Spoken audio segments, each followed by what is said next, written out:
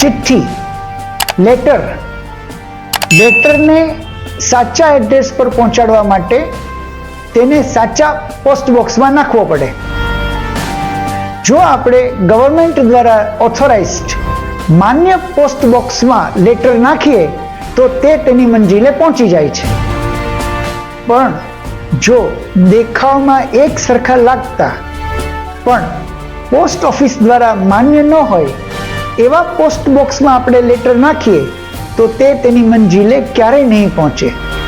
એવી જ રીતે આ પૃથ્વી ઉપર ભગવાનના પ્રતિનિધિ તરીકે એક અધિકૃત સ્વરૂપ છે જેને કહેવામાં આવે છે અર્ચ વિગ્રહ.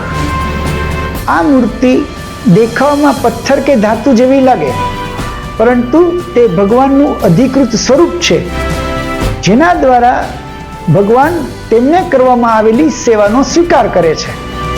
જો આપણે આ અધિકૃત સ્વરૂપમાં ભગવાનની સેવા કરીએ તો તે સીધી ભગવાન સુધી પહોંચી જાય છે. જેવી રીતે ઓથોરાઇઝ પોસ્ટ બોક્સમાં નાખેલો લેટર હેડ ઓફિસ સુધી પહોંચી જાય છે. મૂર્તિ માત્ર પ્રતિમા નથી, એ છે ભગવાનનું જીવંત પ્રતિનિધિત્વ.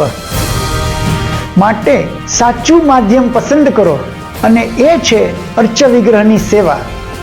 હરે કૃષ્ણ.